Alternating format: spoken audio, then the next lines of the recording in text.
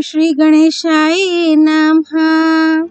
नारायणं नमस्कृत्य नरं चैव नरोत्तमं देवीं सरस्वतीं व्यासं ततो जयमुदीरयेत्। संक्षिप्त महाभारत शांति पर्व अध्याय 516 से 520।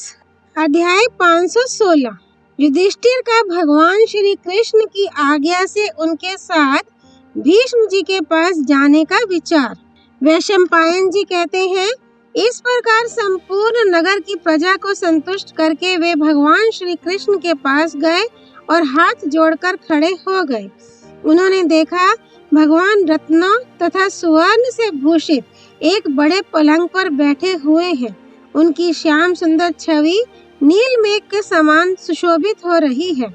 शरीर से तेज बरस रहा है और उनके अंग अंग में दिव्य आभूषण शोभा पा रहे हैं। उनका पीतांबरधारी श्याम विग्रह स्वर्ण जटित नीलम के समान जान पड़ता है। वक्ष स्थल पर कौस्तुभ मणि चमक रही है। इस मनोहर झांकी की तीनों लोकों में कहीं भी उपमा नहीं है। दर्शन के पश्चात भगवान के निकट पहुंचकर राजा युधिष्ठिर मुस्कुराते हुए बोले, भगवान, आप ही की कृपा से हमने राज्य पाया है। आप ही की दया से हम विजयी हुए और धर्म से भ्रष्ट नहीं होने पाए। इस प्रकार राजा ने कई बातें कही, पर भगवान ने उनका कुछ भी उत्तर नहीं दिया। उस समय वे ध्यान मगन हो रहे थे। उनको इस स्थिति में देखकर युधिष्ठिर ने कहा, भगवान, यह क्या, आप किसी का ध्यान कर रहे हैं? यह तो बड़े आश्चर्य की बात है। माधव, आपके रोंगटे खड़े हो गए हैं।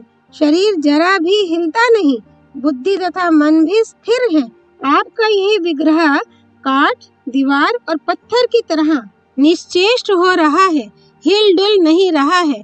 जहाँ हवा नहीं है उस स्थान में जैसे दीपक की लौ कांपती नहीं, एक तार जलती रहती है, उसी तरह आप भी स्थिर हैं, मानो पाषाण की मूर्ति हो।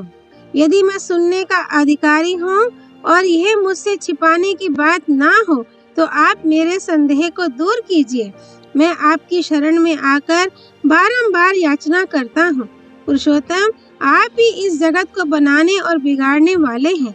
आप ही क्षर और अक्षर पुरुष हैं। आपका न आदि है न अंत। आप सबके आदि कारण हैं। मैं आपका शरणागत भक्त हूँ और माथा टेक कर आपके चरणों में प्रणाम करता हूँ। आप मुझे इस ध्यान का रहस्य बता दीजिए। युधिष्ठिर की प्रार्थना सुनकर मन, बुद्धि तथा इंद्रियों को अपने अपने स्थान पर स्थापित करके भगवान श्री कृष्ण मुस्कुराते हुए बोले, भैया, बाण शैया पर पड़े हुए भीष्म जी इस समय मेरा ध्यान कर रहे हैं, इसीलिए मेरा भी मन उनमें लग गया है। जिन्होंने 23 दिन तक परशुराम जी के साथ युद्ध किया तो भी उनसे परास्त ना हो सके, वे ही भीष्म जी संपूर्ण इंद्रियों की वृत्तियों को एकाग्र कर बुद्धि के द्वारा मन को भी अपने अधीन करके मेरी शरण में आ गए थे, इसीलिए मेरा भी मन उनमें लग गया। भगवती गंगा ने जिन्हें विधिवत अपने गर्भ में धारण किया, जिन्होंने महर्षि वशिष्ठ जी से शिक्षा पाई, जो संपूर्ण दिव्यास्त्रों तथा अंगों सहित चारों वेदों के ज्ञाता हैं, संपूर्ण विद्याओं के आधार हैं, भूत, भविष्य और वर्तमान जिनकी दृष्टि के सामने है, उन धर्मात्माओं में श्रेष्ठ भीष्म जी के पास इस समय में मन ही मन पहुंच गया था।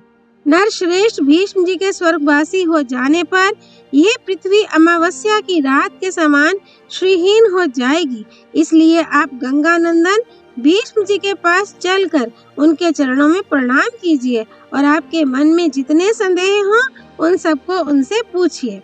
धर्म, अर्थ, काम और मोक्ष, इन चारों पुरुषार्थों के स्वरूप को होता, उद्गाता, ब्रह्मा और अध्वर्यों से संबंध रखने वाले यज्ञ आदि कर्मों को तथा चारों आश्रमों और राजाओं के समस्त धर्मों को आप उनसे पूछिए।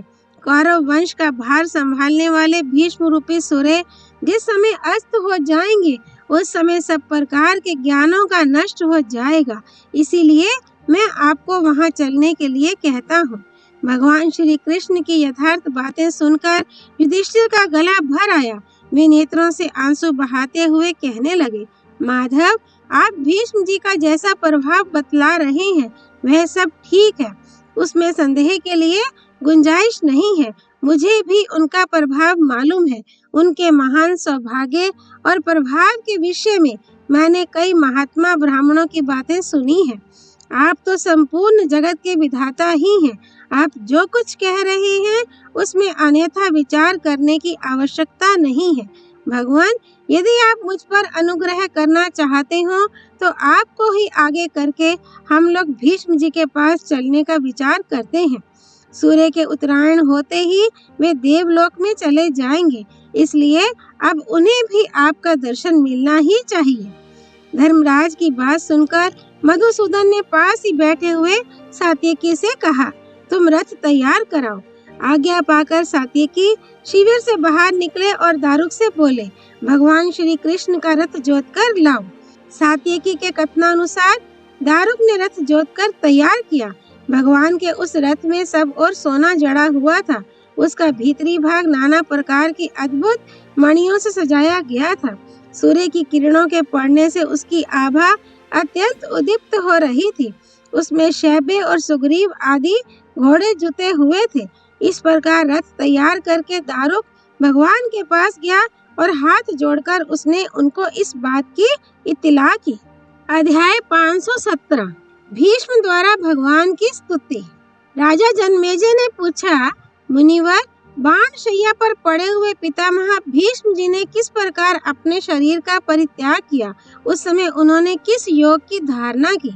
वैशंपायन जी ने कहा, राजन, तुम पवित्र भाव से एकाग्रचित एवं सावधान होकर महात्मा भीष्म के देह त्याग का वृत्तांत सुनो।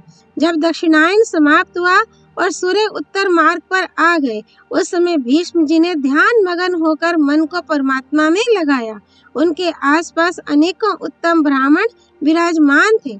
वेदों के ज्ञाता व्यास, देवऋषि नारद, देवस्थान, वत्स्य, अश्मक, सुमंतु, जैमिनी, पैल, शांडिल्य, देवल, मैत्रेय, वशिष्ठ, कौशिक, विश्वामित्र, हारित, लोमश, दत्तात्रेय, बृहस्पति, शुक्र, च्यवन, सनत कुमार, कपिल, वाल्मीकि, तुम्बरु, कुरु, मदगले, परशुराम, तृणबिंदु, पिप्पलाद, वाजु, संवत, पुलहा, कच्छ, कश्यप, पुलस्त्य, क्रतु, दक्ष, पराशर, मरीचि, अंगिरा, काशे, गौतम, गालव, धौम्य, विभांड, मांडवय, धौम्र, कृष्णानु, भौतिक, उल्लुक, मार्कंडेय, भास्करी और पूर्ण, ये तथा और भी बहुत से सौभाग्यशाली मुनि जो श्रद्धा, शम, दम आदि गुणों से संपन्न थे, भीष्म जी को घेरे हुए थे।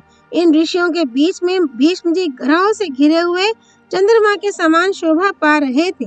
शरशैया पर पड़े ही पड़े वे हाथ जोड़कर पवित्र भाव से श्री कृष्ण का ध्यान करने लगे।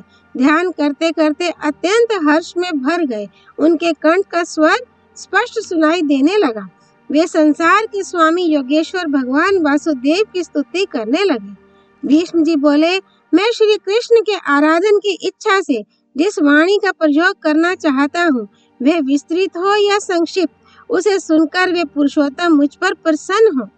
जो स्वतः शुद्ध है, जिनकी प्राप्ति का मार्ग भी सर्वथा शुद्ध है, जो सबसे विलक्षण हंस स्वरूप है और प्रजाओं का पालन करने वाले परमेश्वरी हैं, उन परमात्मा की मैं शरण लेता हूँ।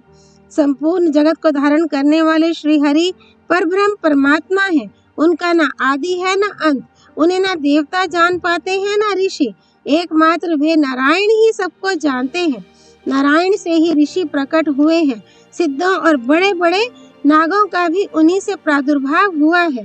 देवता और देव ऋषि भी उनके विषय में इतना ही जानते हैं कि वे अविनाशी परमात्मा हैं, किंतु वे भगवान नारायण कौन है, कहाँ से आए हैं, इन बातों का यथार्थ ज्ञान देव, दानव, गंधर्व, यक्ष, राक्षस और सर्पों में से किसी को नहीं है।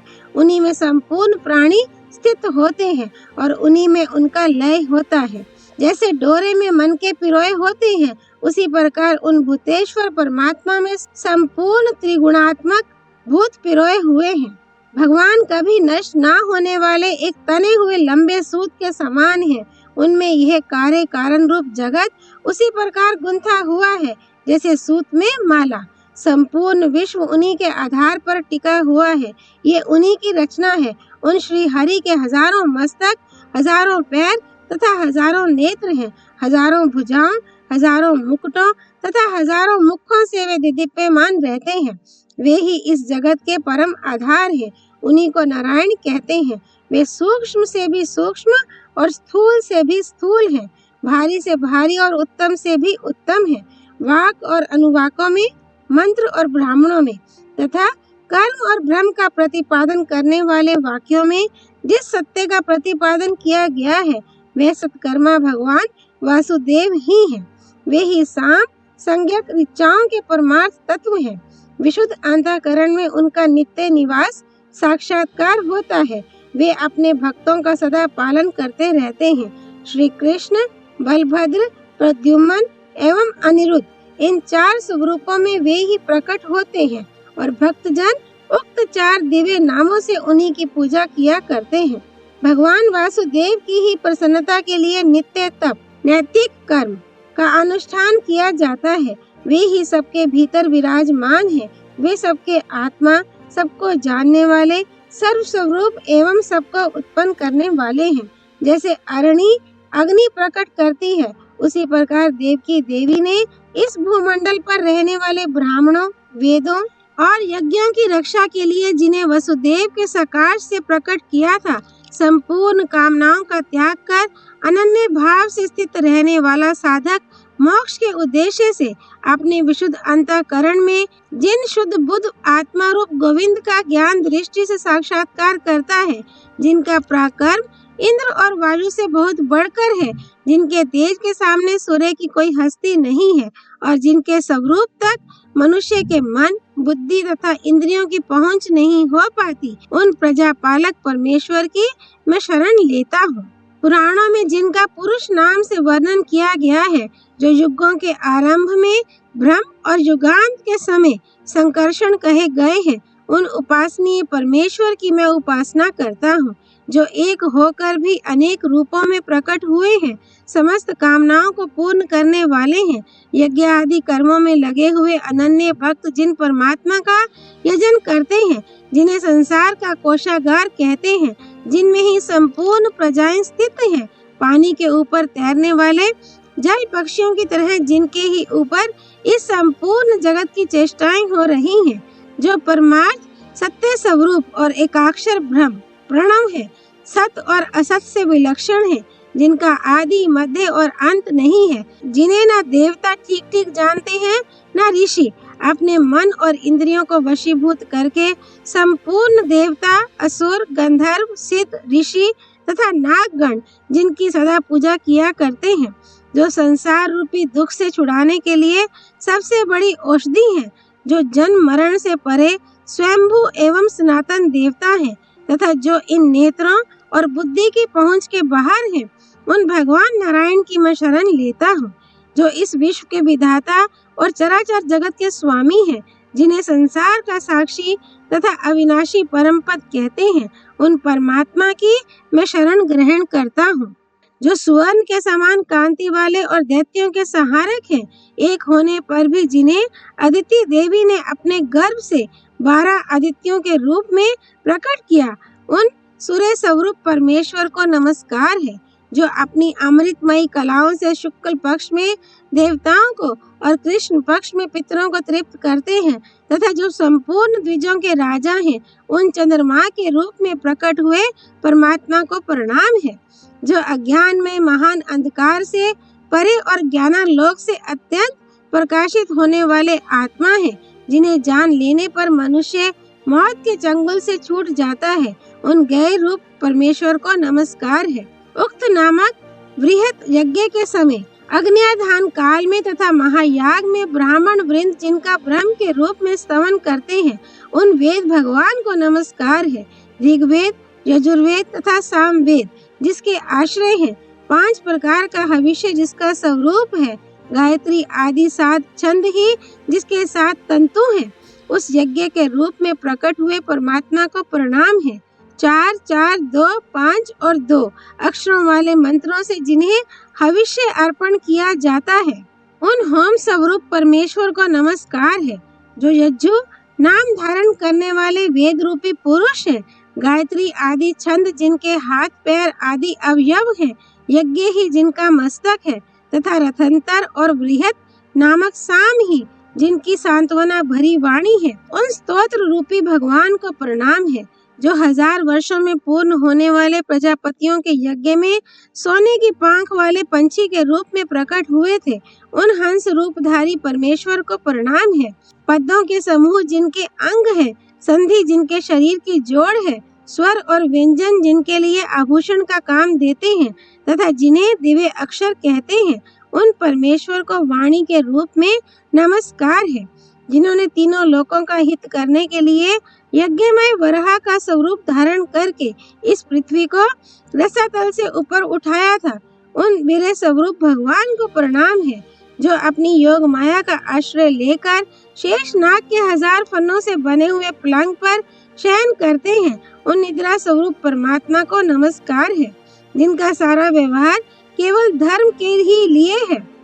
उन वश में की हुई इंद्रियों के द्वारा जो मोक्ष के साधनभूत वैदिक उपायों से काम लेकर संतों की धर्म मर्यादा का प्रसार करते हैं, उन सत्य स्वरूप परमात्मा को नमस्कार है, जो भिन्न भिन्न धर्मों का आचरण करके अलग अलग उनके फलों की इच्छा रखते हैं। ऐसे पुरुष पृथक धर्मों के द्वारा जिनकी पूजा करते हैं, उन धर्ममय भगवान को प्रणाम है।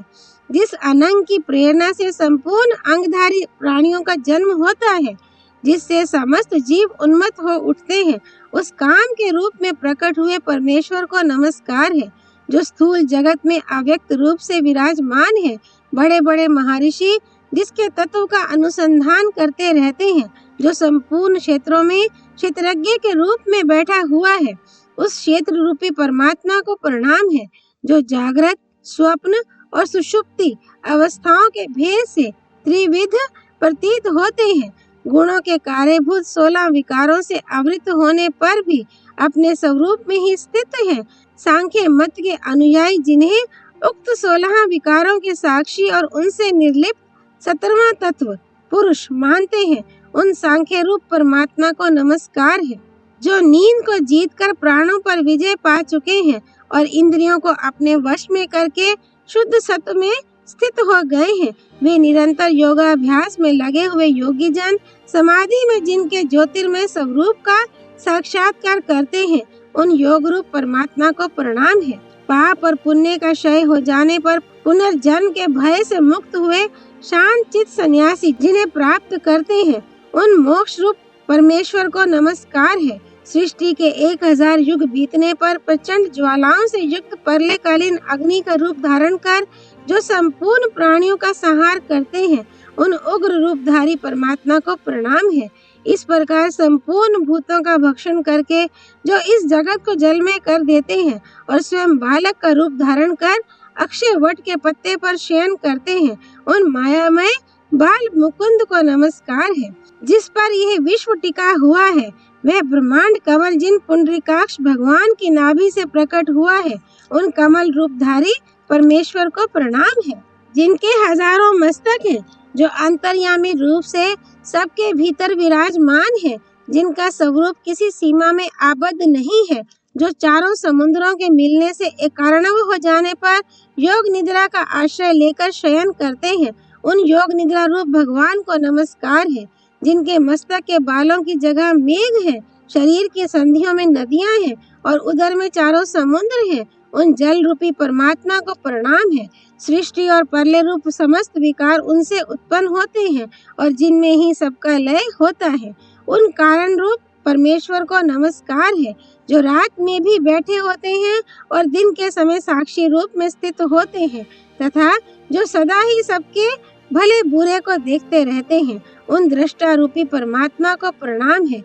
जिन्हें कोई भी काम करने में रुकावट नहीं होती, जो धर्म का काम करने को सर्वदा उद्यत रहते हैं तथा जो वैकुंठ धाम के स्वरूप है, उन कार्य रूप भगवान को नमस्कार है। जिन्होंने धर्मात्मा होकर भी क्रोध में भरकर धर्म के गौरव का उल्लंघन करने वाले क्षत्रिय समाज का युद्ध में 21 बार संहार किया, कठोरता का अभिनय करने वाले उन भगवान परशुराम को प्रणाम है, जो प्रत्येक शरीर के भीतर वायु रूप में स्थित हो अपने को प्राण, अपान आदि 5 स्वरूपों में विभक्त करके संपूर्ण प्राणियों को क्रियाशील बनाते हैं। उन वायु रूप परमेश्वर को नमस्कार है, जो प्रत्येक युग में योग माया के बल से अवतार धारण करते हैं और मास, ऋतु, अयन तथा वर्षों के द्वारा सृष्टि और प्रलय करते रहते हैं। उन काल रूप परमात्मा को प्रणाम है।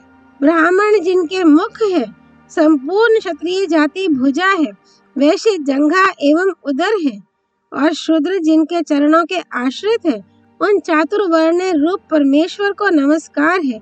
अग्नि जिनका मुख है, स्वर्ग मस्तक है, आकाश नाभि है, पृथ्वी पैर है, सूर्य नेत्र है तथा दिशाएं कान है, उन लोक रूप परमात्मा को प्रणाम है।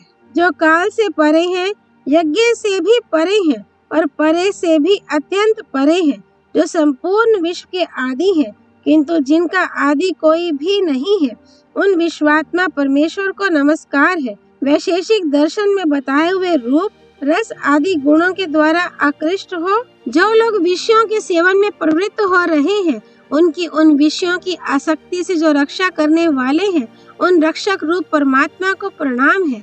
जो अन्न जल रूपी ईंधन को पाकर शरीर के भीतर रस और प्राण शक्ति को बढ़ाते तथा संपूर्ण प्राणियों को धारण करते हैं, उन प्राणात्मा परमेश्वर को नमस्कार है। प्राणों की रक्षा के लिए जो भक्ष्य, भोजे, चोषे, लेहे 4 प्रकार के अन्नों का भोग लगाते हैं और स्वयं ही पेट के भीतर अग्नि रूप में स्थित भोजन को पचाते हैं, उन पाक रूप परमेश्वर को प्रणाम है। जिनका नरसिंह रूप दानवराज हिरण्यकशिपु का अंत करने वाला था, उस समय जिनके नेत्र और कंधे के बाल पीले दिखाई पड़ते थे, बड़ी बड़ी दाढ़ें और नख ही जिनके आयुध थे, उन दर्प रूपधारी भगवान नरसिंह को प्रणाम है। जिन्हें न देवता, न गंधर्व, न दैत्य और न दानव ही ठीक ठीक जान पाते हैं, उन सूक्ष्म स्वरूप परमात्मा को नमस्कार है। जो सर्वव्यापक भगवान श्रीमान अनंत नामक शेषनाग के रूप में रसातल में रहकर संपूर्ण जगत को अपने मस्तक पर धारण करते हैं, उन वीर रूप परमेश्वर को प्रणाम है। जो इस सृष्टि परंपरा की रक्षा के लिए संपूर्ण प्राणियों को स्नेह पाश में बांधकर मोह में डाले रखते हैं, उन मोह रूप भगवान को नमस्कार है। अन्नमयादि 5 कोशों में स्थित अंतरतम आत्मा का ज्ञान होने के पश्चात विशुद्ध बोध के द्वारा विद्वान पुरुष जिन्हें प्राप्त करते हैं, उन ज्ञान स्वरूप पर ब्रह्म को प्रणाम है। जिनका स्वरूप किसी प्रमाण का विषय नहीं है, जिनके बुद्धि रूपी नेत्र सब और व्याप्त हो रहे हैं तथा जिनके भीतर अनंत विषयों का समावेश है, उन दिव्यात्मा परमेश्वर को नमस्कार है। जो जटा और दंड धारण करते हैं, लंबोदर शरीर वाले हैं तथा जिनका कमंडलू ही तुणीर का काम देता है, उन ब्रह्मा जी के रूप में भगवान को प्रणाम है। जो त्रिशूल धारण करने वाले और देवताओं के स्वामी हैं, जिनके 3 नेत्र हैं, जो महात्मा हैं तथा जिन्होंने अपने शरीर पर विभूति रमा रखी है, उन रुद्र रूप परमेश्वर को नमस्कार है। जिनके मस्तक पर अर्धचंद्र का मुकुट और शरीर पर सर्प का यज्ञोपवीत शोभा दे रहा है, जो अपने हाथ में पिनाक और त्रिशूल धारण करते हैं, उन उग्र रूपधारी भगवान शंकर को प्रणाम है। जो संपूर्ण प्राणियों के आत्मा और उनके जन्म मृत्यु के कारण है, जिनमें क्रोध, द्रोह और मोह का सर्वथा अभाव है, उन शांतात्मा परमेश्वर को नमस्कार है। जिनके भीतर सब कुछ रहता है, जिनसे सब उत्पन्न होता है, जो स्वयं ही सर्व स्वरूप है, सब और व्यापक हो रहे हैं और सर्वमय है, उन सर्वात्मा को प्रणाम है। इस विश्व की रचना करने वाले परमेश्वर आपको प्रणाम है। विश्व के आत्मा और विश्व की उत्पत्ति के स्थानभूत जगदीश्वर आपको नमस्कार है। आप 5 भूतों से परे हैं और संपूर्ण प्राणियों के लिए मोक्ष स्वरूप ब्रह्म है। तीनों लोकों में व्याप्त हुए आपको नमस्कार है। त्रिभुवन से परे रहने वाले आपको प्रणाम है। संपूर्ण दिशाओं में व्यापक आप प्रभु को नमस्कार है। आप सब पदार्थों से पूर्ण भंडार है। संसार की उत्पत्ति करने वाले अविनाशी भगवान विष्णु आपको नमस्कार है। ऋषिकेश आप सबके जन्मदाता और संहार करता है। आप किसी से पराजित नहीं होते। मैं तीनों लोकों में आपके दिव्य जन्म कर्म का रहस्य नहीं जान पाता। मैं तो तत्व दृष्टि से आपका जो सनातन रूप है उसी की ओर लक्ष्य रखता हूँ। स्वर्ग लोक आपके मस्तक से, पृथ्वी देवी आपके पैरों से और तीनों लोक आपके 3 पगों से व्याप्त हैं। आप सनातन पुरुष हैं। दिशाएं आपकी भुजाएं, सूर्य आपके नेत्र और प्रजापति शुक्राचार्य आपके विरह हैं। आपने ही अत्यंत तेजस्वी वायु के रूप से ऊपर के 7 लोकों को व्याप्त कर रखा है, जिनकी कांति अलसी के फूल की तरह सांवली है। शरीर पर पीतांबर शोभा देता है, जो अपने स्वरूप से कभी च्युत नहीं होते।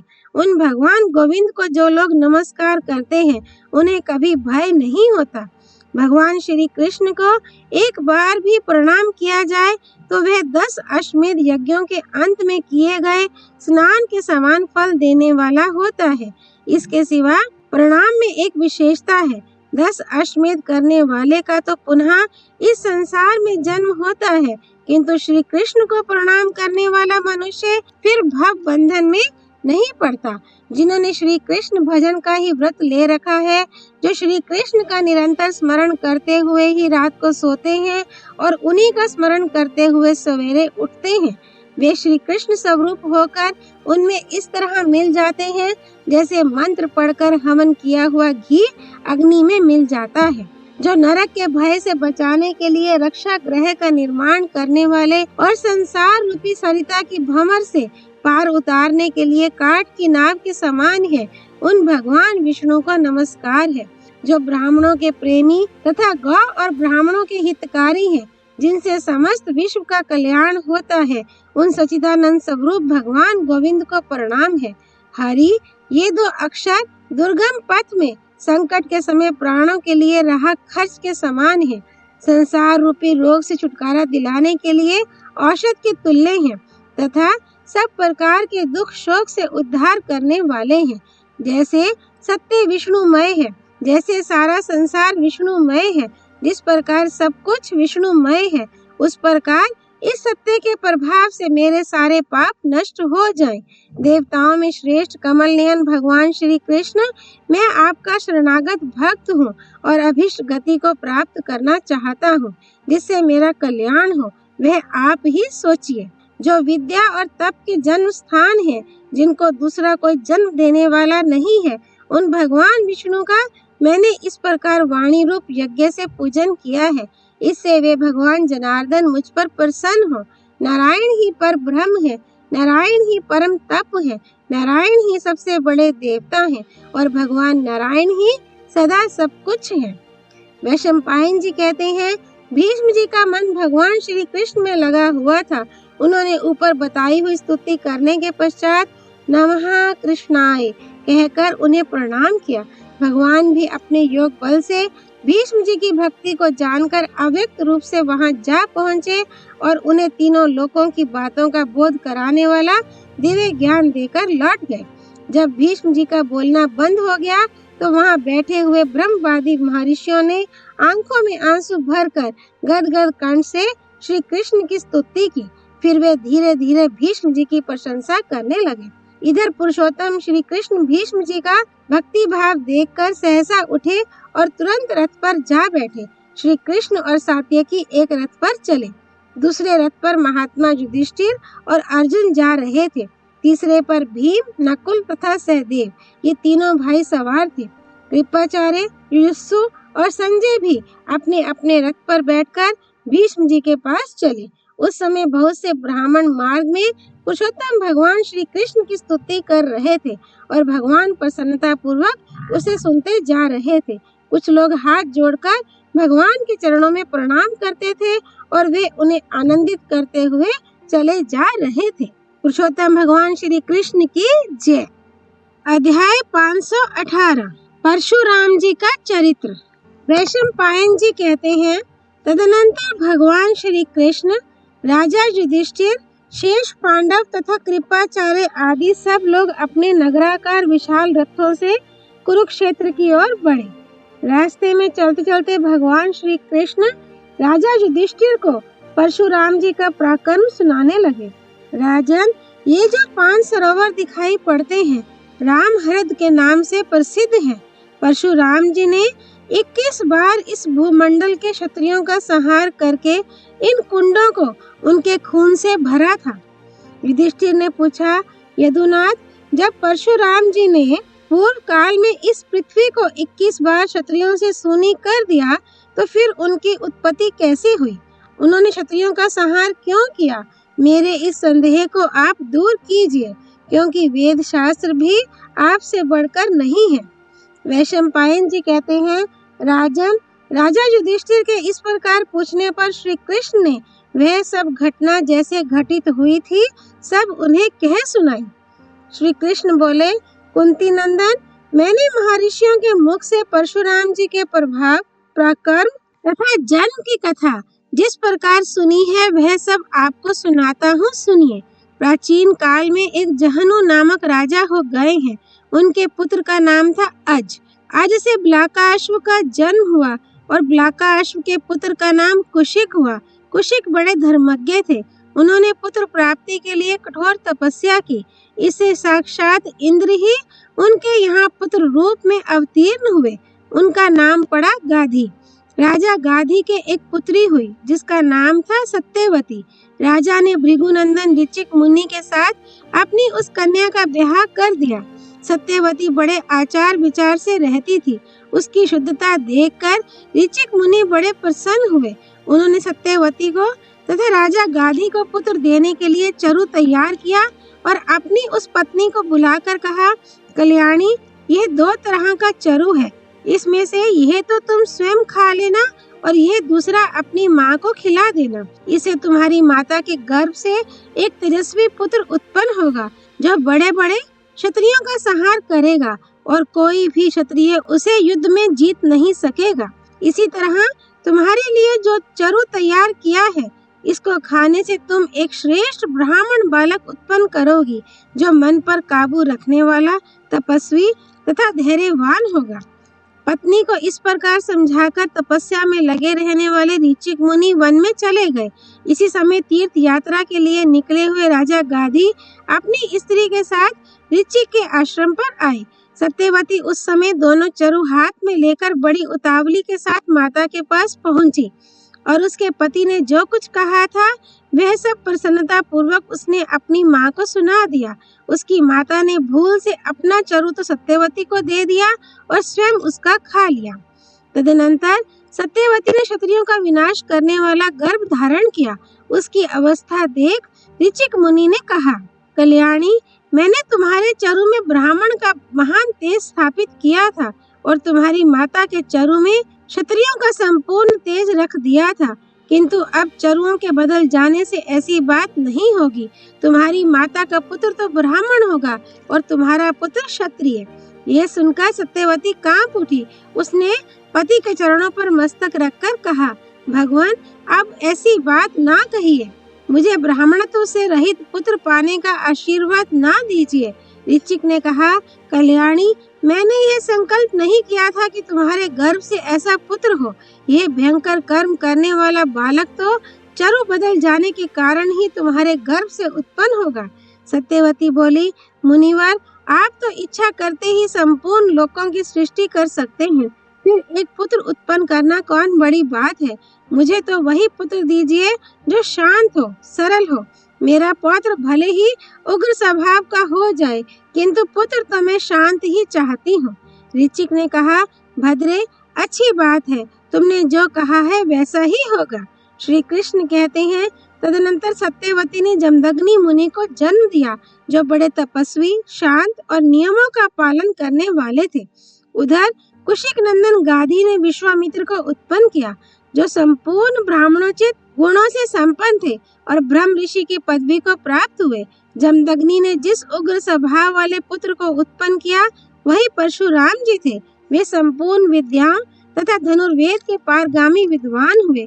वे ही क्षत्रिय कुल का संहार करने वाले तथा प्रज्वलित अग्नि के समान तेजस्वी हुए। उन्होंने गंधमादन पर्वत पर महादेव जी को प्रसन्न करके उनसे अनेकों दिव्य अस्त्र तथा अत्यंत तेजस्वी परशु प्राप्त किया। संसार में इनकी समानता करने वाला कोई नहीं था।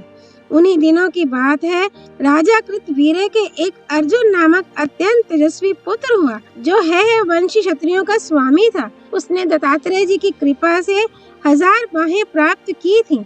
वह महान तेजस्वी चक्रवर्ती राजा था।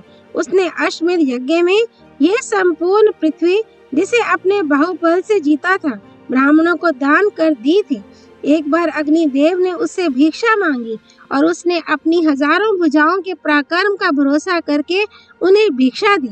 उसके बाणों के अग्रभाग से प्रकट होकर अग्नि ने अनेकों गांवों, नगरों, देशों तथा गौशालाओं को जलाकर भस्म कर डाला।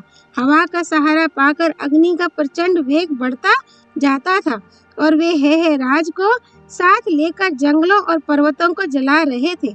उन्होंने महात्मा आपव मुनि के सुने आश्रम को भी जला दिया। इससे आपव ने रोष में भरकर अर्जुन को इस प्रकार शाप दिया, तुमने मेरे इस जंगल को भी जलाए बिना नहीं छोड़ा, इसलिए संग्राम में तुम्हारी इन भुजाओं को परशुराम जी काट डालेंगे। अर्जुन ने उस शाप पर ध्यान नहीं दिया। उसके पुत्र बहुत बली थे, वे घमंडी और क्रूर भी थे। शापवश वे ही अपने पिता के वध में कारण बने। एक दिन वे जमदग्नि की गाय के बछड़े को चुरा ले गए। कार्तवीर्य अर्जुन को इसका कुछ भी पता नहीं था। उस बछड़े के लिए घोर युद्ध हुआ। उसी में परशुराम जी ने रोष में भरकर अर्जुन की भुजाओं को काट डाला। फिर बछड़े को लेकर वे अपने आश्रम पर चले आए। अर्जुन के पुत्र बड़े मूर्ख थे। वे सब मिलकर जमदग्नि के आश्रम पर गए। उस समय परशुराम जी समिधा और कुश लाने के लिए आश्रम से बाहर गए हुए थे। अर्जुन के पुत्रों ने मौका पाकर भाले से जमदग्नि का मस्तक काट गिराया।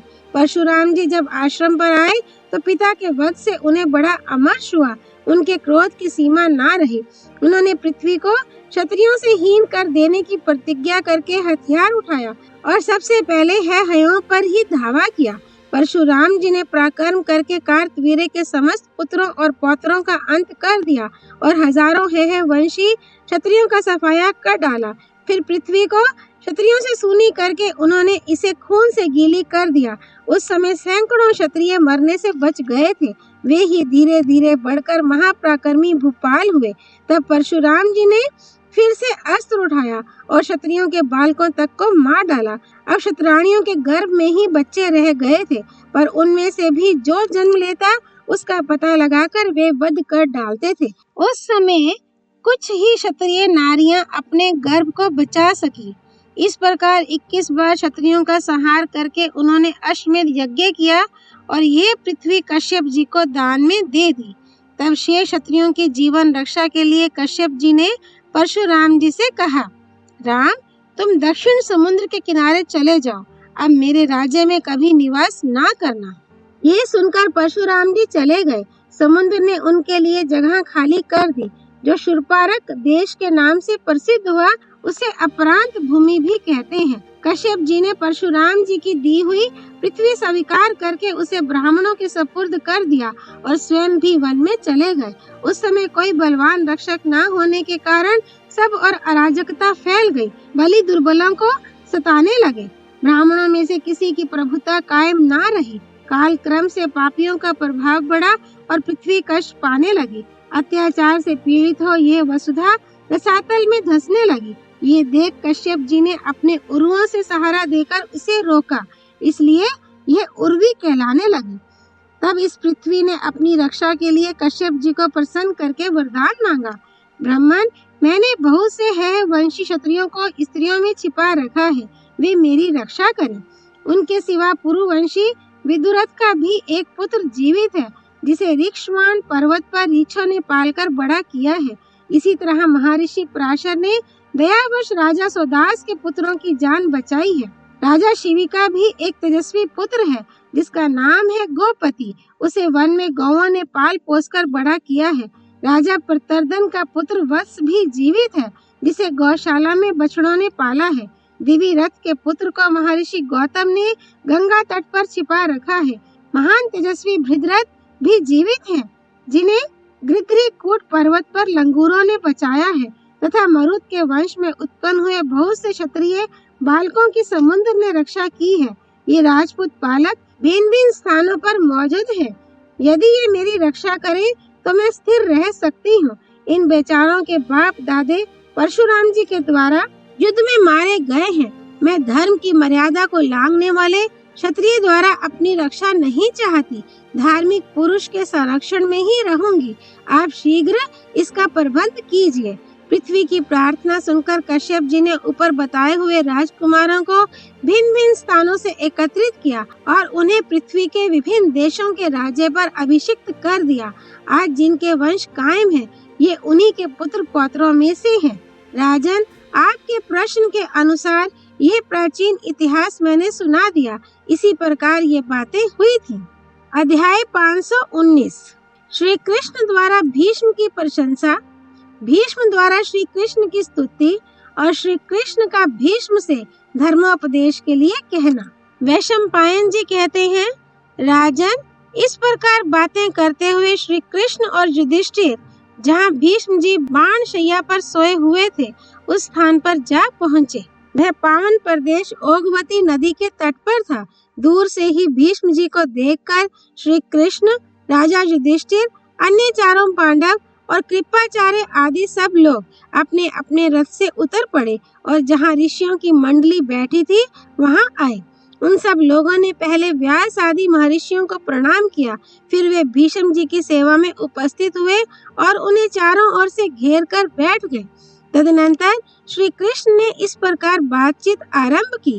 भीष्म जी, आपको बाणों की चोट सहने का जो कष्ट उठाना पड़ा है, इससे आपके शरीर में पीड़ा तो नहीं है, क्योंकि मानसिक दुख से शारीरिक दुख अधिक प्रबल होता है। उसे बर्दाश्त करना मुश्किल हो जाता है। शरीर में एक छोटा सा भी कांटा चुभ जाए तो वह बड़ा कष्ट देता है। फिर जो बाणों के समूह पर ही सो रहा है, उस आपके शरीर की पीड़ा के विषय में तो कहना ही क्या है। तो भी आपके संबंध में ऐसी बात नहीं कहनी चाहिए, क्योंकि आप जानते हैं प्राणियों के जन्म और मरण होते ही रहते हैं। अतः इस कष्ट को दैव का विधान समझकर आप घबराते ना होंगे। आप तो देवताओं को भी उपदेश देने की शक्ति रखते हैं। आपका ज्ञान सबसे बड़ा है। भूत, भविष्य और वर्तमान सब कुछ आपकी आंखों के सामने है। प्राणियों का संहार कब होता है, धर्म का क्या फल है और कब उसका उदय होता है, ये सारी बातें आपको ज्ञात हैं, क्योंकि आप धर्म के भंडार हैं। आप एक समृद्धिशाली राज्य के अधिकारी थे। आपके शरीर में ना तो कोई कमी थी, ना किसी तरह का रोग था। आप पूर्ण स्वस्थ थे और हजारों स्त्रियों के बीच में रहते थे, तो भी मैं आपको ऊर्ध्वरेता, अखंड ब्रह्मचर्य से संपन्न ही देखता हूँ। मैंने तीनों लोकों में सत्यवादी, धर्मपरायण, शूरवीर तथा महापराक्रमी शांतनु नंदन भीष्म के सिवा दूसरे किसी को ऐसा नहीं सुना है जो बाणों की शैया पर सोकर अपने तपोबल से शरीर के लिए स्वभाव सिद्ध मृत्यु को रोक देने में सफल हो सका हो। तात सत्य, तप, दान और यज्ञ के आचरण में, वेद, धनुर्वेद तथा नीति शास्त्र के ज्ञान में और कोमलता का बर्ताव, बाहर भीतर की शुद्धि, मन और इंद्रियों का दमन तथा संपूर्ण प्राणियों का हित साधन करने में मैंने आपके समान दूसरे किसी महारथी को नहीं देखा है। आप संपूर्ण देवता, गंधर्व, असुर, यक्ष और राक्षसों को अकेले ही जीत सकते हैं, इसमें तनिक भी संदेह नहीं है। महाबाहो, आप गुणों में वसुओं से तनिक भी कम नहीं है, इसलिए ब्राह्मण लोग आपको नवम वसु कहते हैं। आप पुरुषों में श्रेष्ठ हैं और अपनी शक्ति से देवताओं में भी प्रसिद्ध हैं। इस पृथ्वी पर आपके समान गुणों से युक्त मनुष्य ना तो मैंने कहीं देखा है और ना सुना ही है।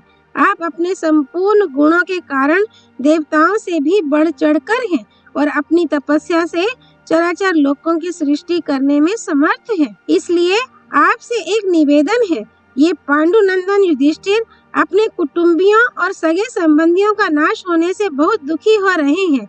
आप जैसे भी हो, इनका शोक दूर कीजिए। शास्त्रों में चारों वर्णों और चारों आश्रमों के जो जो धर्म बताए गए हैं, वे सब आपको विदित हैं। चारों विद्याओं में जिन धर्मों का प्रतिपादन किया गया है, 4 प्रकार के होताओं के जो कर्तव्य हैं तथा योग और सांख्य में जो सनातन धर्म का वर्णन है, वह सब आप व्याख्या सहित जानते हैं। देश, जाति और कुल के धर्म से भी आप परिचित हैं। वेदों में कहा हुआ धर्म और शिष्ट पुरुषों का बताया हुआ सदाचार भी आपसे अज्ञात नहीं है। इतिहास और पुराणों के अर्थ आपको पूर्ण रूप से ज्ञात हैं। धर्मशास्त्र तो सदा आपके हृदय में स्थित रहते हैं। संसार में जो संदेहग्रस्त विषय है, उनका समाधान करने वाला आपके सिवा दूसरा कोई नहीं है। इसलिए राजन, युधिष्ठिर के हृदय में जो शोक उमड़ उठा है, उसे आप अपनी बुद्धि से शांत कीजिए। श्री कृष्ण की यह बातें सुनकर भीष्म ने तनिक सिर उठाया और हाथ जोड़कर स्तुति करना आरंभ किया। संपूर्ण लोकों की उत्पत्ति और प्रलय के कारणभूत भगवान श्री कृष्ण, आपको नमस्कार है। ऋषिकेश, आप ही सबको उत्पन्न करने वाले और आप ही सबके संहार करता है। आप किसी से परास्त नहीं होते। ये विश्व आपकी ही रचना है। आप ही इसके आत्मा और आप ही इसकी उत्पत्ति के स्थान हैं। आप पांचों भूतों से परे और प्राणियों के लिए मोक्ष स्वरूप हैं। आपको नमस्कार है। तीनों लोकों में व्याप्त हुए आप परमेश्वर को नमस्कार है और तीनों लोकों से परे विराजमान आप प्रभु को प्रणाम है। योगीश्वर, आप ही सबको शरण देने वाले हैं। आपको नमस्कार है। पुरुषोत्तम, आपने मेरे संबंध में जो बातें कही हैं, उनके ही प्रभाव से इस समय मैं तीनों लोकों में वर्तमान आपके दिव्य भावों को देख रहा हूँ और आपके उस सनातन स्वरूप का भी मुझे साक्षात्कार होने लगा है। आपने ही अमित तेजस्वी वायु के रूप से ऊपर के सातों लोकों को व्याप्त कर रखा है। आकाश आपके मस्तक से और पृथ्वी देवी आपके पैरों से व्याप्त है। समस्त दिशाएं आपकी भुजाएं, सूर्य नेत्र तथा शुक्राचार्य वीरे हैं। आपका अलसी के फूल के समान श्याम विग्रह पीतांबर पहने रहने से बिजली सहित मेघ के समान जान पड़ता है। कमल के समान नेत्रों वाले देवश्रेष्ठ श्री कृष्ण, मैं आपका शरणागत भक्त हूँ और अभिष्ट गति पाना चाहता हूँ, जिससे मेरा कल्याण हो। वह उपाय आप ही सोचिए। श्री कृष्ण ने कहा, पुरुष श्रेष्ठ, मुझ में आपकी पराभक्ति है, इसलिए मैंने आपको अपने दिव्य स्वरूप का दर्शन कराया है। भारत, आप मेरे भक्त तो हैं ही, आपका स्वभाव भी बहुत सरल है। साथ ही आप जितेंद्रिय, तपस्वी, सत्यवादी, दानी तथा परम पवित्र हैं। इसलिए आप अपनी तपस्या के बल से मेरा दर्शन पाने के अधिकारी हैं। आपकी सेवा के लिए वे दिव्य लोग प्रस्तुत हैं, जहाँ जाकर फिर इस लोक में नहीं आना पड़ता। अब आपके जीवन के कुल 56 दिन शेष हैं। इसके बाद आप इस शरीर का त्याग करके अपने शुभ कर्मों के फलस्वरूप उत्तम लोकों में जाएंगे। देखिए, ये देवता और वसु विमानों में बैठकर आकाश में अदृश्य रूप से रहते हुए उत्तरायण सूर्य होने पर आपके आने की बाट जोहते हैं। ज्ञानी पुरुष जिन लोकों में जाकर फिर इस संसार में नहीं आते, आप भी वहीं जाइएगा। वीरवर, इस लोक से आपके चले जाने पर सारे ज्ञान लुप्त हो जाएंगे। अतः ये सब लोग धर्म का विवेचन कराने के लिए आपके पास आए हैं। इसलिए अब आप युधिष्ठिर को धर्म, अर्थ और योग की यथार्थ बातें सुनाकर शीघ्र ही इनका शोक दूर कीजिए। अध्याय 520। भीष्म का अपनी असमर्थता प्रकट करना और भगवान का उन्हें वरदान देकर जाना तथा दूसरे दिन पुनः सबके साथ वहां उपस्थित होना। वैशंपायन जी कहते हैं, श्री कृष्ण का यह धर्म और अर्थ से युक्त वचन सुनकर शांतनु नंदन भीष्म ने दोनों हाथ जोड़कर कहा, जगदीश्वर, आपकी बड़ी बहाई है।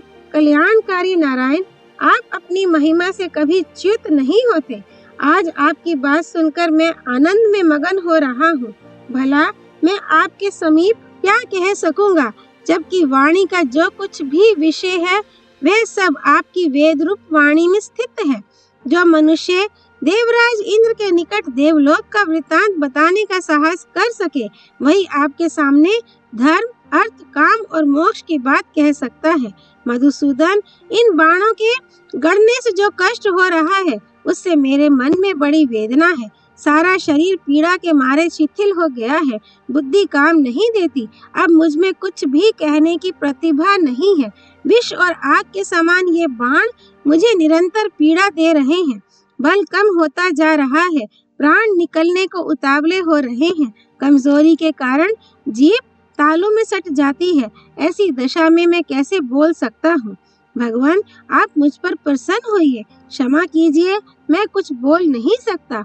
आपके पास धर्मोपदेश करते समय बृहस्पति को भी हिचक हो सकती है। मेरी तो बिसात ही क्या है।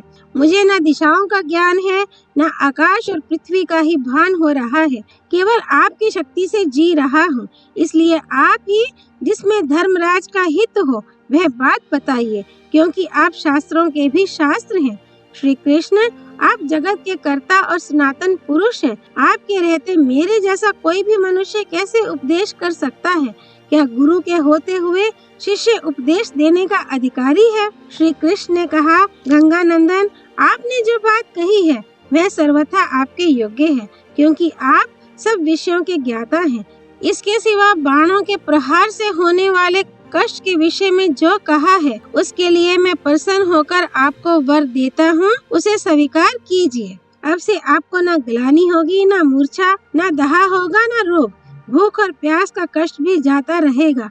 आपके अंतःकरण में सब प्रकार के ज्ञान भासित होंगे। आपकी बुद्धि किसी भी विषय में कुंठित न होगी। मन सदा सत्व गुण में स्थित रहेगा। उस पर रजोगुण और तमोगुण का असर न होगा। आप जिस किसी धर्म या अर्थ युक्त विषय का चिंतन करेंगे उसमें आपकी बुद्धि सफलता पूर्वक आगे बढ़ती जाएगी। आप दिव्य दृष्टि पाकर स्वेदज, अंडज, उद्भिज और जरायुज इन चारों प्रकार के प्राणियों को देख सकेंगे और अपनी ज्ञान दृष्टि से संसार बंधन में पड़ने वाले जीवों का भी साक्षात्कार कर सकेंगे। वैशंपायन जी कहते हैं, तदनंतर व्यास आदि संपूर्ण महर्षियों ने ऋक, यजु और सामवेद के मंत्रों से भगवान श्री कृष्ण का पूजन किया। आकाश से फूलों की वर्षा हुई, सब प्रकार के बाजे बज उठे। इतने ही में सूर्यदेव पश्चिम में अस्त होते दिखाई देने लगे। उस समय सब महर्षि उठकर खड़े हो गए और श्री कृष्ण, भीष्म तथा युधिष्ठिर से जाने के लिए पूछने लगे।